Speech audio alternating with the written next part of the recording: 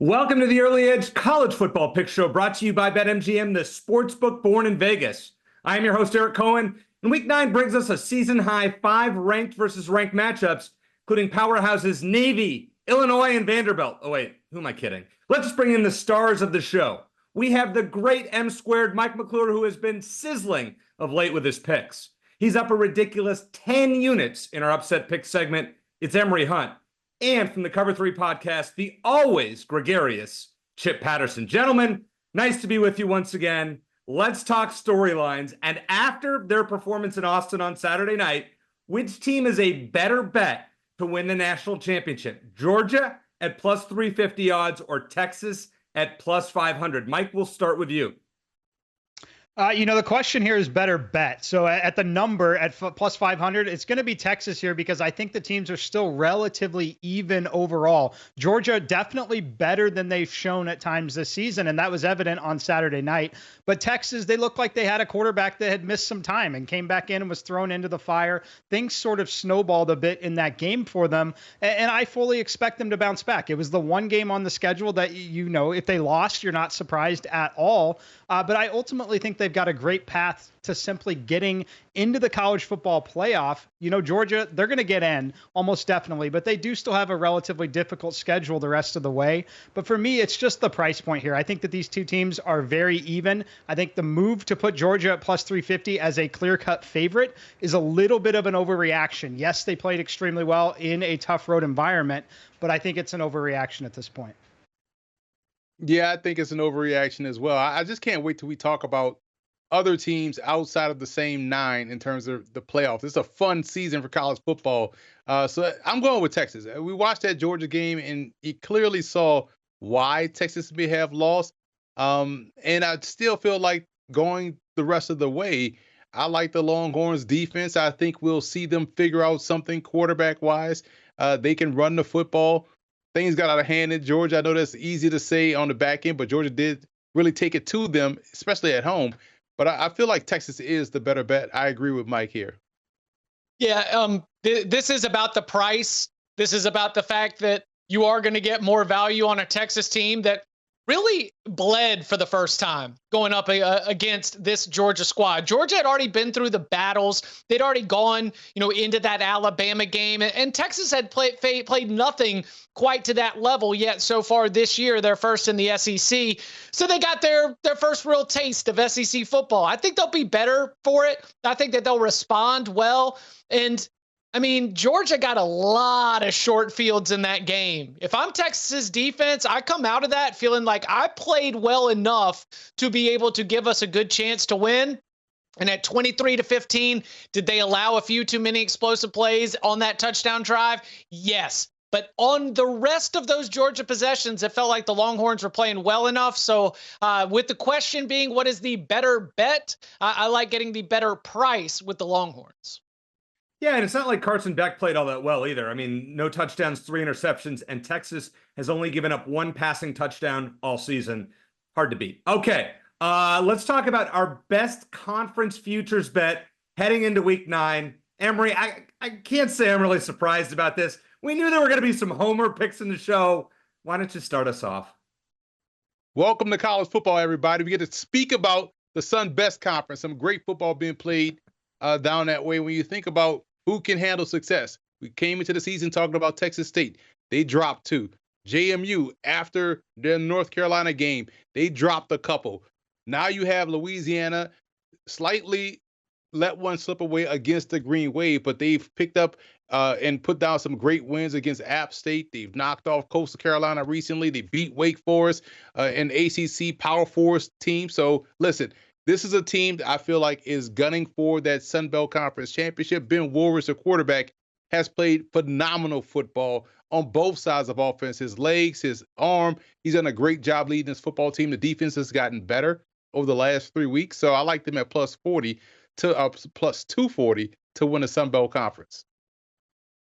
Some might say Kansas State would be a homer pick. I would disagree. They're just the team that a lot of us have been on all season, just like the Miami Hurricanes, and it's all because of that schedule. You look at what they've got remaining. They control their own destiny here. They've got a date with Iowa State, the last game of the season. If they win that game, they win the tiebreaker over Iowa State. It's going to be a great path for them. When you look at this setup here, they play Kansas at home, a rival. They're a 10-point favorite. Then they go to Houston, one of the worst teams really in college football. Back home for 2 in a row against Arizona State and Cincinnati. I love Kansas State here. They rebounded nicely after that BYU crazy game. They went on the road in Boulder, played a very good Colorado team, and escaped with a victory. Took care of business in a big way against West Virginia on the road. I think this team is locked in right now. Love the price point. I think they should be closer to a favorite here to win the Big 12. So we've got an opportunity that might not be there. So if you want to dance, come dance with me, because LSU has not lost since that season opening loss to USC. And they've been getting better, especially on the defensive side of the football, where I think in these last couple of weeks, we've started to see that group really turn things around. And they've got a game against Texas A&M that if LSU is able to go into College Station and win, they would go into an off week, then come back against Alabama. And all of a sudden, you're starting to see these opportunities pile up where LSU might be able to book itself a trip to Atlanta, thanks to the schedule and thanks to the wins that they would have in their pocket going into the final weeks of the season. So do I think that LSU in Atlanta would be my pick to beat a Georgia or a Texas? No, I do not. But right now at plus 500, you might be setting yourself up for a cushy little hedge position for that first Saturday in December, because the way things are looking, if LSU can continue this improvement with a win against Texas A&M, then defend home turf against Alabama on November 9th, looking real good to be able to make that championship game. So, at a mid-season, taking a fire, wanting to get a shot on the board that we don't already have in the portfolio, I think LSU at 5-1 to win the SEC is worth a sniff. Now, we'll talk about that game a little bit later in the program, and there may be an island opportunity. You'll see what I mean later on. All right. Make sure if you are not a SportsLine member, what are you doing? Join SportsLine for best bets and model picks using promo code WINNERS. Winners, very simple word, to get 60% off your annual plan. That's cheaper than anything you'll find on the site. You can find picks from M Squared, Emory, Chip, myself, and a bunch of other experts and models and AI models. Everything like that. Check that out, sportsline.com. Use promo code WINNERS for 60% off an annual plan. Coming up next, Illinois is 6-1 with a very generous schedule after this week. Could they be a true Big Ten championship contender with a win over Oregon? We'll make our Week 9 selections here on the Early Edge College Football Pick Show.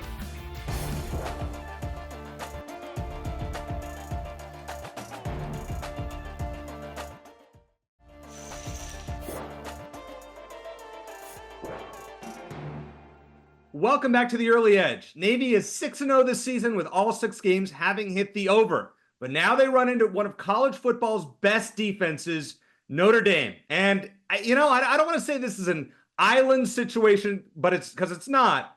But, Mike, you're going to start us off. Last week, Emory asked me, do you love America? Well, apparently you 3 love America quite a bit. Tell us why. I do love America, EC, and I think this is a great matchup here between these two teams. And honestly, I just think they're a little closer to even than this line indicates. I set the line on this game at 8.5, which is a pretty different number, really, than 12.5 here. And it really comes down to the fact that what Notre Dame struggles with is still going to be that passing game. And I don't know that they're going to be able to throw the football all over Navy. So that's going to turn this in to a possession game with the clock moving. I think it's going to be lower scoring. I think it's going to be one that really is just played in the trenches. And I think this Navy team is undervalued. And it's not to say that I don't like Notre Dame, because I think Notre Dame is still a very good football team. What I'm trying to say here basically is Navy actually belongs. You have to throw out any preconceived notions that you have about this team because of the competition that they play and where they're at. This is a legitimate football team that can move the football, can have time of possession, and can score some points here. So I just think this is a classic battle that's closer to a touchdown than 2. I would take the points with Navy.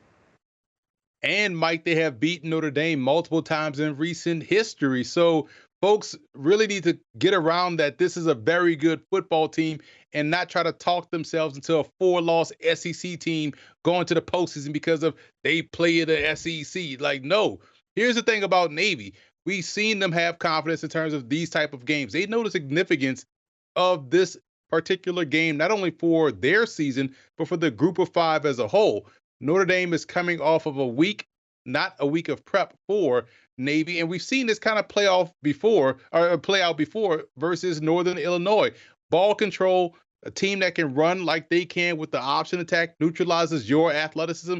Can you stay disciplined for 60 minutes defending this option attack? That's the key. That's why I'm taking Navy plus the points.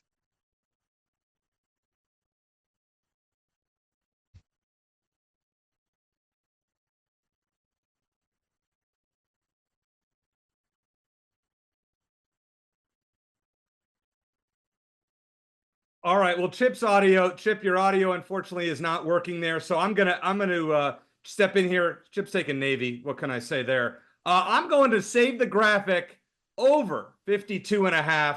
Navy 6-0 to the over this year, as I mentioned. Only Miami is also undefeated to the over. Notre Dame has scored at least 34 points in each of the last 5 years against Navy, each of the last 5 games. Navy hasn't scored less than 34 in any game this season. And Notre Dame, since that Northern Illinois loss in week 2, they've averaged 41 points a game. Style points matter. Give me Notre Dame 37, Navy 24. Chip, all right, tell us why you like Navy. I'm going right on that number, 37-24. Why do you like Navy to cover the 12.5? Okay, well, besides, obviously, the 3 of us are true Americans and understand and respect the Naval Academy. This game is about 7s and 3s, okay? And what I mean by that is that both of these teams are among the tops in the country at touchdown conversion rate on offense and preventing touchdowns on defense. And so what you're going to see in this game is I do think that Notre Dame's going to be able to move the ball. They're running the ball really well right now, and Riley Leonard has gotten better. But when they get into where the field starts to get small and Navy starts to get tough, if you see Notre Dame start to settle for field goals, oh boy, we ain't talking about a spread. We're talking about an outright upset scenario, because Navy does a terrific job of punching it in for a touchdown. And man, I tell you what, Emory was dialed into it, because my second big point here is the Northern Illinois game plan. Ball control, shorten the game, limit the number of possessions. All of those things give the underdog a better chance to win in any football game, and it definitely helps Navy in this spot. I don't think that Navy has the better quarterback in this matchup, but they've closed that gap about as close as it's been with the way Blake Horvath has been playing. Give me Navy and all these points. I love being lined up with Mike and Emory on this one. But we've seen how Unity, I know you love singing your jingle. We've seen, okay, just gonna leave that there. We'll talk about that later in the show. All right, we got number 20 Illinois at number 1 Oregon. Oregon's favored by 21.5 points. This game is at 3:30 Eastern on Saturday on CBS. All right, we have 4 different picks in this game. And Chip, I'm gonna throw it right back to you for a first half play.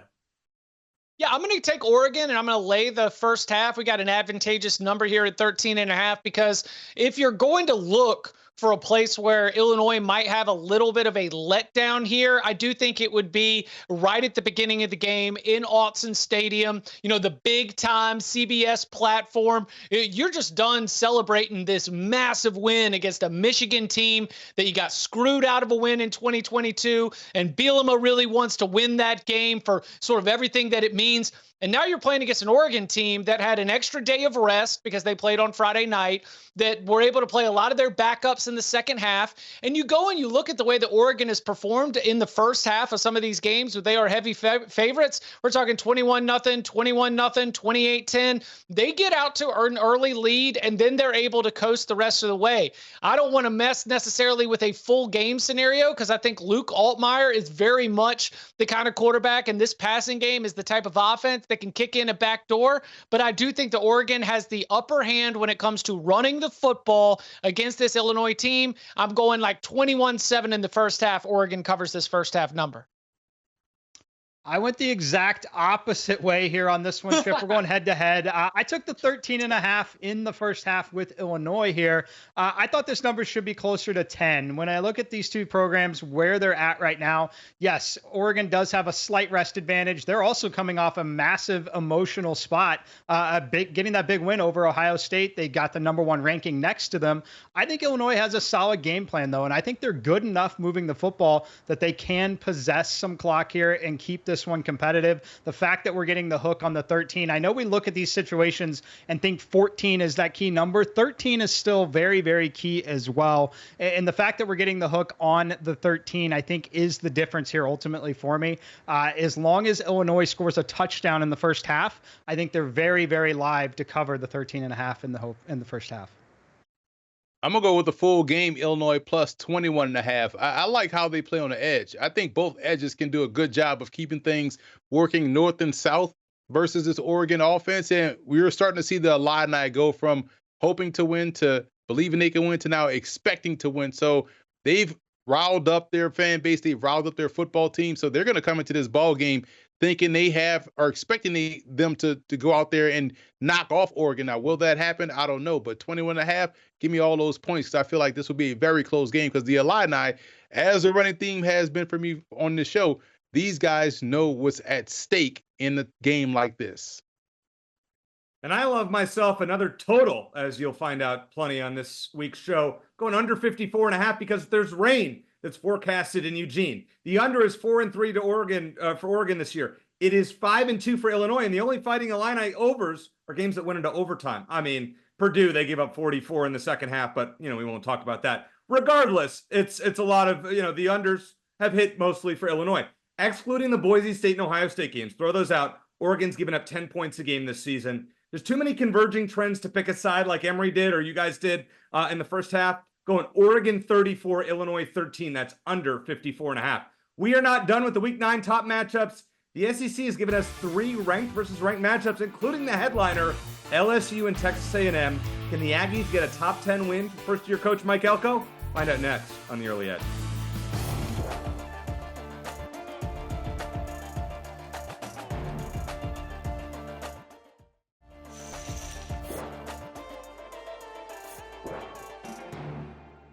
Back on the Early Edge, and let's start with one of the most bizarre ranked versus ranked matchups we'll probably ever have on the show. Vanderbilt, a team that lost to Georgia State, somehow checks in at 25th this week in the poll. Will Texas bounce back off that home loss to Georgia? Mike, you're going to give us a first quarter play. What is it?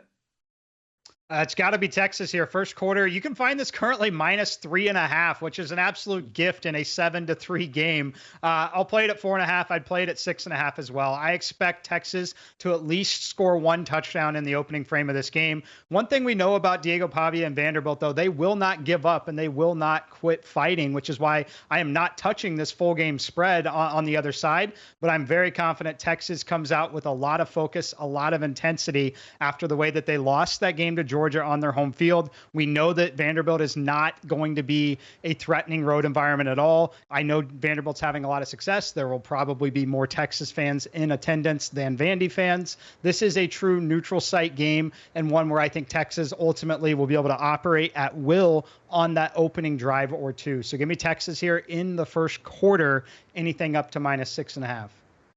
Yeah, Mike, I know you're not going to touch it, but I'll touch it. I'll dunk it. And I'll dunk that alley-oop that you just threw because that's it. You ain't betting against Diego Pavia. I mean, that is a relentless leader who is going to be able to come out and get up off the mat and throw haymaker after haymaker after haymaker. You throw out a number like 18.5, and there are so many different ways that this can go, and yet Vanderbilt is the winner because maybe Vanderbilt does come out and they just sort of hang around. It's like a 7 to 10 point game all through, all the way down the final stretch. Or maybe it is a backdoor scenario where Texas comes out and it looks like they can just sit on it. But no, you cannot sit on it when you're going up against a team like the Commodores because, yes, EC, they did lose to Georgia State, and Georgia State's one of the worst teams in college football, but they also beat Alabama. They also went and they beat Kentucky. They also beat Virginia Tech. This Vanderbilt team has told us who they are, and they are a team that can be competitive against any opponent. And so, yeah, I will take those 18.5 points. You see this graphic, 1899, 1905, 19, like, listen, Vanderbilt knows how to get the job done versus Texas. Now, granted, that's back when we had like 6 states, but I get it. Here's the thing. With Diego Pavia, I love how y'all brought up Georgia State like they're not in the Sun Best Conference. That's why they struggled against Georgia State. But Vanderbilt, to me, when you look at what they do well, they stay in the game. Chip talked about it. Diego Pavia, America's quarterback, they hang around. And when you think about the chaos that can ensue if they beat Texas, having had beaten #1 Alabama, and now they could stare Tennessee ranked in the top 10 in their sights too. Lord have mercy. Are we ready for a Vandy SEC championship winner to get one of the top 4 seeds in the college football playoff? Give me Vanderbilt plus these 18.5. I want things to blow up because this whole playoff system is a farce. Wow. Well, that's for another show, Emory. We got that later in the year. I just want to say our research team at CBS and the graphics team for that Vandy, Texas, I mean, that's A+ stuff. 1904, 1906, and the way you described it, even better. Hey, I'm just taking the under here. Let's go safe. Even after last week, I'm still buying into that Texas defense, which is #1 in the nation in points per game allowed, total yards allowed, and passing touchdowns allowed, as I referenced earlier in the show. Only 1 all season. I just can't imagine too many scenarios where Vandy's scoring more than 17 points against this Texas defense. But will the Longhorns play quarterback roulette? Can Vandy's defense maybe hold them in check? So I'm playing this under 53.5. Give me Texas 31, Vandy 13. Just can't play that 18.5. It's too close for me to play that 18.5. Speaking of teams that kind of disappointing, Missouri started out great, and then they've kind of fallen off the map. Should have lost to Auburn last week. I believe it was Chip. You called out the Auburn-Missouri line is fishy. I played it. I lost by half a point. Whoops. Now we have them at number 15, Alabama, who also has their own troubles. Alabama is now -14, trying to bounce back off this loss to Tennessee last week. Chip, we're going to start with you. What is your play that I actually agree with?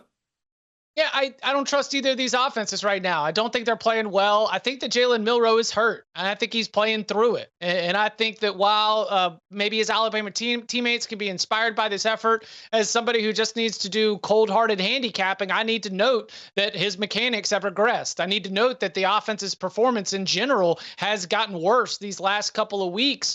And without a chance to really recuperate, which they will get on the other side of this game before they play LSU on November 9th, I'm just going to assume that Alabama is not a great offense. Now, that being said, Missouri's offense is definitely not good. Brady Cook's dealing with a high ankle sprain. And while the Vibes Committee loves a man who leaves the hospital like he ripped the IV out of his arm to go play and lead his team to a win, I mean, that's incredible. But I don't trust that offense. Nate Noel's not been in there. We brought up something today on the Cover 3 podcast. Missouri misses Cody Schrader. Cody Schrader led the nation in rushing yards per game at the end of last season. He was getting like 21, 22 carries per game, also like near the top of the country. He was averaging like 6 yards per pop.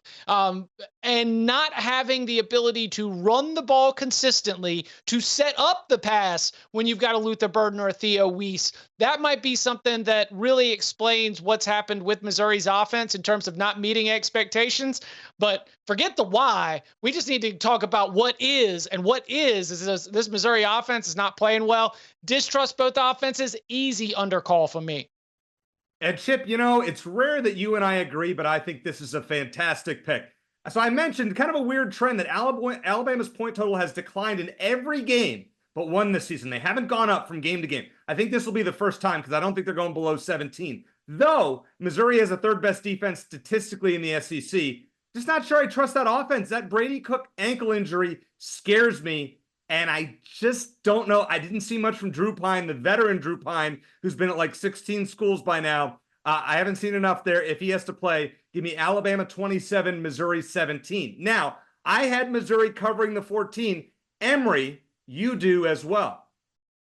Man, who's playing Brady Cook in the Brady Cook Missouri Tigers movie, right?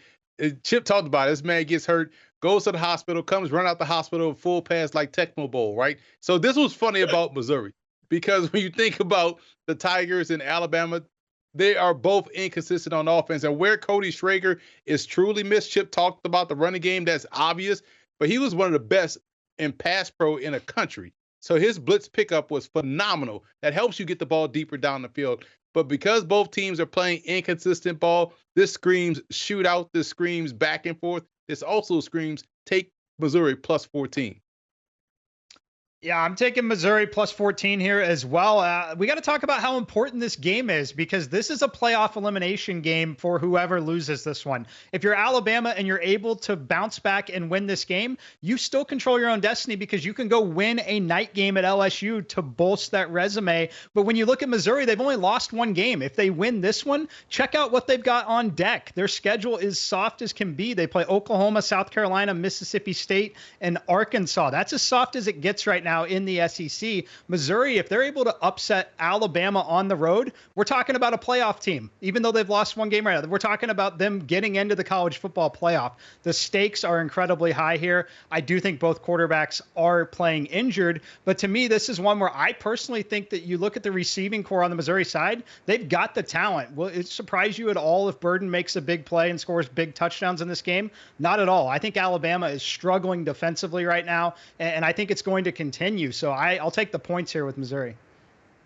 For the first time this year, we're giving out a fifth game to pick on this show, in addition to everything else that we do. We have number 8 LSU at number 14 Texas A&M. It is the game of the week. And I promise you, before we give these picks, we put our picks in. We don't talk about it beforehand. There's no discussion. Emory, let's see which way you and the guys are leaning first. This has always been one of the more under-discussed rivalry games in college football. Before they even became conference opponents, they were, Southwest Conference, SEC. These teams used to play a lot, and there's a big following of this game in both Louisiana and Texas. They are both similar teams, in my opinion, to where I will lean toward LSU in terms of their quarterback play. He's been a little bit more consistent than what we've seen from A&M. And Nussmeier and how he plays in critical situations toward the end of the game has been excellent. But I like the fact that LSU has balance. And once they lean into their balance, they're very tough to slow down. Defensively, both teams are playing about the same. They're playing a little bit better than they played last year, especially LSU. So this short spread number on the road is basically just for them going to College Station. I like LSU. They're the better team, so I'm taking them plus 2.5.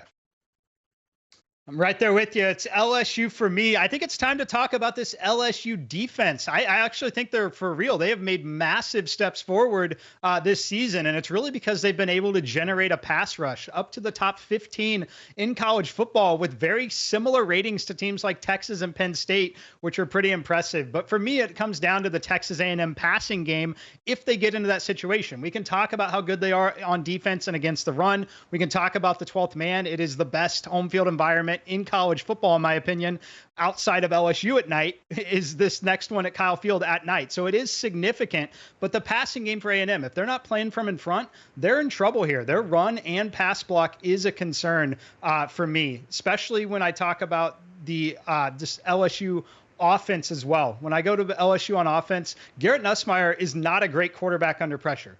When he has time to throw, he's a top 5 quarterback in college football. When you give the man time to create, he is as good as it gets, in my opinion.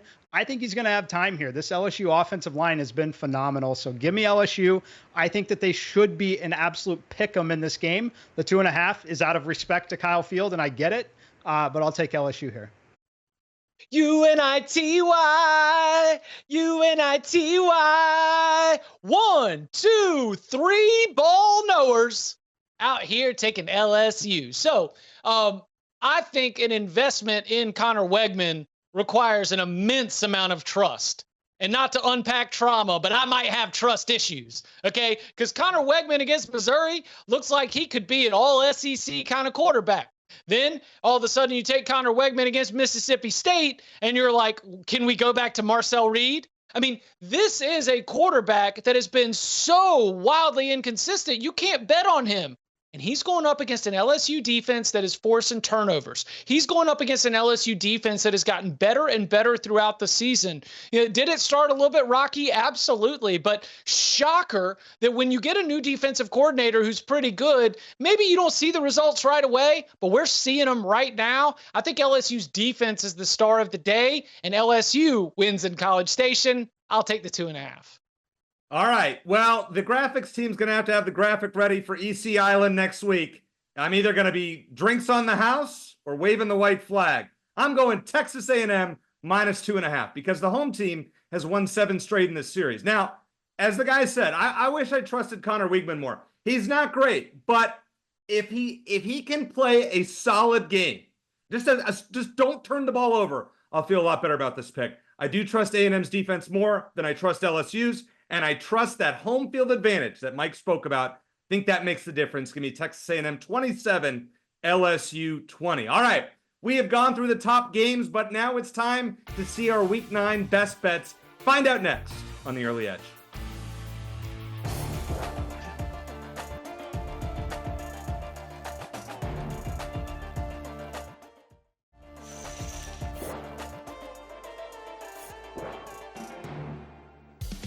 It is time for our best bets here on The Early Edge. Look at M Squared continuing to make a move up the standings. He is now tied with me for second place. He is on fire right now. Let's see if Emory got to bounce back. I mean, you've been awesome all year. We're 11-3 going into week 8. Can you keep it going, the good run this week? All right, we're going to start. Emory, you're at the top of the board. Give us your first pick. Oh, I love rivalry games. So how about Miami taking on Florida State? This game used to mean something, but Florida State is having one of their worst seasons in recent memory. I will lay these 20.5, 21 points with the Hurricanes in this ball game. Great chance to knock out your rival. Danny Cannell is not walking through that door. D. Feaster's not walking through that door. Pooh Bear Williams not walking through that door. Florida A&M's head coach James Coley is not walking through that door. So Miami will beat the brakes off Florida State. They will use this as a emphatic victory against the Seminoles. And I'm looking at LSU here. Now I might admit EC Island may have taken this from a lean to a full play. Not sure. Maybe. I like LSU plus 2.5. I think they win the game outright, but 2 is still a very key number. I think this game is competitive because of the home field advantage at Kyle Field, but I love this spot for Garrett Nussmeier and LSU. I think he's one of the best quarterbacks in college football when he has time to operate, and I think he's going to have time to operate in the passing game. A&M's strength defensively is more in the run game than the passing game, and that is really evident by their ability they haven't generated pressure. Like when you see a team like Texas A&M, you would expect them to be top 15, top 20 in terms of pressure rate. They're outside the top 30, and their real concern, 91st in coverage rate. That is not going to get the job done against this receiving core from LSU, especially with Garrett Nussmeier having time to throw. So give me LSU plus 2.5. Let's go to Durham, North Carolina, where dreams go to die. I think somebody said that once. So the Duke Blue Devils are welcoming in SMU. SMU riding high, right? We're in the ACC title race. We're, thinking about all the things we can accomplish in year 1 of being in this new power conference. And yeah, things are starting to pile up that might not be good for SMU, like losing their star RJ Maryland, an absolute mismatch at tight end. They put him at wide receiver. He is out for the rest of the season. That's going to hurt the offense big time. But the reason why I'm taking Duke plus these points is because all of the familiarity, because SMU head coach Rhett Lashley was Manny Diaz's offensive coordinator when Manny Diaz was at Miami. And Duke's offensive coordinator is Jonathan Brewer, who was the offensive coordinator at SMU last year. Guys, the coaching tree is just spread from one sideline to another with branches going back and forth. It's going to be a close game. It's going to be a competitive game. Both teams know what each other wants to do. So I love being able to get the Blue Devils plus a big number at home against an SMU team that's still riding high and feeling itself. So basically, drinks on M Squared if LSU covers now. Not only will EC Island need to wave the white flag, but Mike's paying for everybody. So, okay, good to know. All right, I'm going Utah minus 3.5 at Houston. All right, the Utes stink right now. They're going through the motions. They've lost 3 straight Big 12 games, including to my alma mater, Arizona, one of the few games my Wildcats will win this year. But this week is a chance to face the worst team in the conference, and as Mike said, one of the worst teams in the country in Houston. They have a new offensive coordinator, Andy Ludwig. The veteran is out. Houston has 14 or less points in 5 of 7 games, and now they face the second best defense in the Big 12. Now, these are the 2 worst offenses in the conference, but the disparity is 85 yards difference. Utah's better. Utah covers this line and more. Utah 23, Houston 10. All right. Emory, this line to me, pardon the pun, is very fishy in Bloomington. We have Washington going into Indiana, coached by Jed Fish, and is only getting 6.5 points. Why and which way do you lean? Brian McFadden is not walking through that door against Florida State. Warwick Dunn is not walking through. I'm still going on about Florida State and how they're going to get beat down by Miami. But Taven Jackson came in for Curtis Rourke last week for Indiana, and the bus just kept rolling. This is a team that's confident, and it starts at the head coach. Coach Cignetti has been outstanding everywhere he has been. He has these dudes believing like, hey, we are getting talked about, underrated, under-discussed, all of those things. It doesn't matter if the Washington Huskies are coming into Bloomington. It doesn't matter if the Washington Generals, Washington Commanders, whoever from Washington is going into Indiana today or this game or this week will get blasted by Indiana. So lay these 6.5 points. I don't care which iteration of Washington do you want to put in there. Washington of St. Louis, it doesn't matter. They're going to get beat by the Hoosiers. Just lay these points.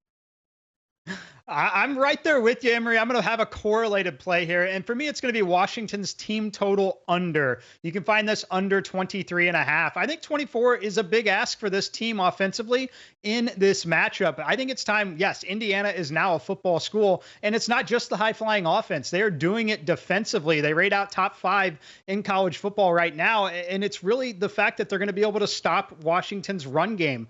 When I look at Washington, their problem, it's a little bit similar to USC in that we talked about. They don't have the great offensive line that we would expect them to have. They do not have any ability to protect in passing in situations like that outside the top 100, outside the top 75 in terms of run blocking. It's going to turn this offense one-dimensional when they're not able to run the football.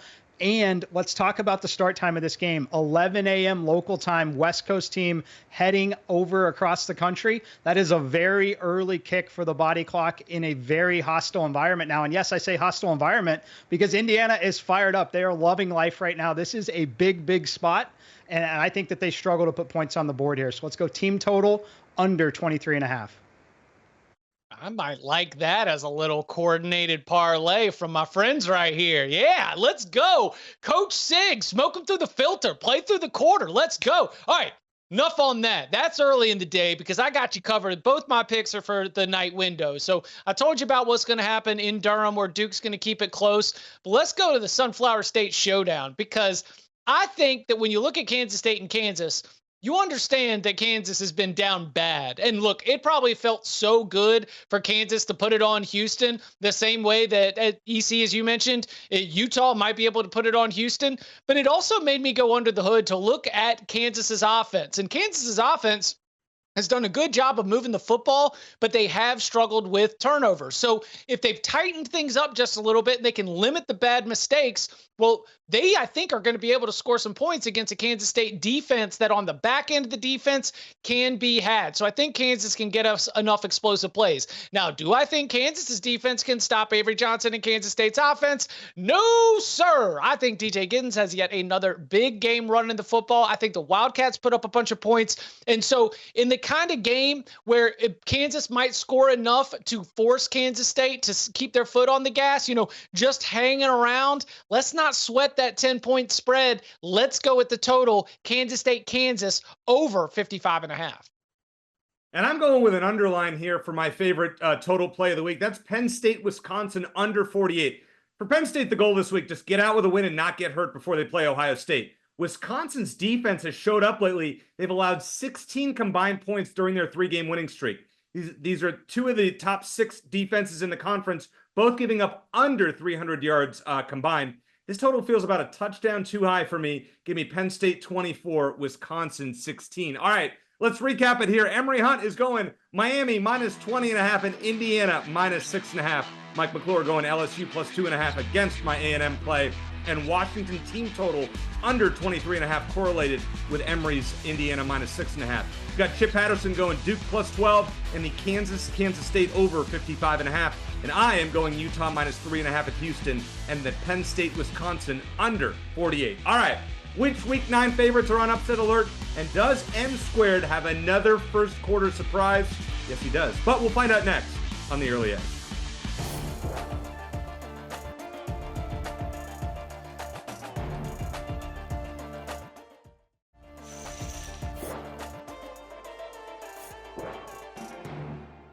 Welcome back to the Early Edge, and it is time for our Dogs of the Week. And if you don't know this segment, it's you have to pick a money line underdog of plus 150 or longer. Emory has hit 5 of these this year and is up almost 10 units, but M squared, you're on a bit of a heater right now. Got a tie last week with Oklahoma State playing the first quarter lines. Who are you giving us this week?